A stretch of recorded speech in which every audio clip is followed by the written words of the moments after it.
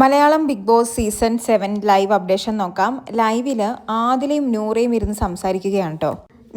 നൂറയുടെ ഒരു ആഗ്രഹം ആദിലോട് പറയുകയാണ്. വേറൊന്നുമല്ല, എനിക്ക് ഫൈനൽ 5-ൽ നമ്മൾ രണ്ടുപേരും ഫൈനൽ 5-ൽ എനിക്ക് ആഗ്രഹമുണ്ട്.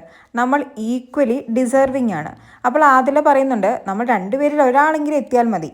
എനിക്ക് ഫൈനൽ 5-ൽ അനുമോളും വരണമെന്ന് ആഗ്രഹമുണ്ടെന്ന് നൂറ പറയുന്നു. ഉടനെ ആദില പറയുന്നുണ്ട്, അവൾ എത്തും. കാരണം അവൾക്ക് ഓൾറെഡി ഫെയിമുണ്ട്, കാലിബറുണ്ട്, ഫാൻ പേജുകളുണ്ട്.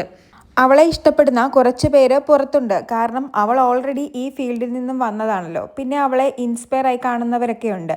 അവൾ ഇവിടെ നിന്നും ടോപ്പ് 5-ൽ വന്നാൽ ഗ്രേറ്റ് ആയിരിക്കുമെന്നൊക്കെ ആദില പറയുന്നു. ഇവർ ഈ സംസാരിച്ചുകൊണ്ടിരിക്കുന്ന സമയത്ത് കുളിയൊക്കെ കഴിഞ്ഞ് അനുമോൾ അങ്ങോട്ട് വരുന്നുണ്ട്. അപ്പോൾ അനുമോൾ ഇവരെന്താ സംസാരിക്കുന്നതെന്ന് കേൾക്കുന്നു. അപ്പോൾ നൂറ പറയുന്നത്, എൻ്റെ ആഗ്രഹമനുസരിച്ച് ടോപ്പ് 5-ൽ ഞാനും ആദിലയും വേണം, അതുപോലെ തന്നെ അനുമോള് വേണം, അനീഷേട്ടനും വേണം. ഉടനെ അനുമോള് പറയുന്നത്, അനീഷേട്ടൻ ടോപ്പ് 5-ൽ ആരും സമ്മതിക്കില്ല. ആദില പറയുന്നുണ്ട്, കുഴപ്പമില്ല, ഞാൻ സമ്മതിച്ചോളാം മോളെ. നൂറ ഈ ആഗ്രഹം പറയുമ്പോഴും ആദില പറയുന്നുണ്ട്, ടോപ്പ് 5-ൽ നമ്മളിൽ നിന്നും ഒരാളായിരിക്കുമെന്ന്.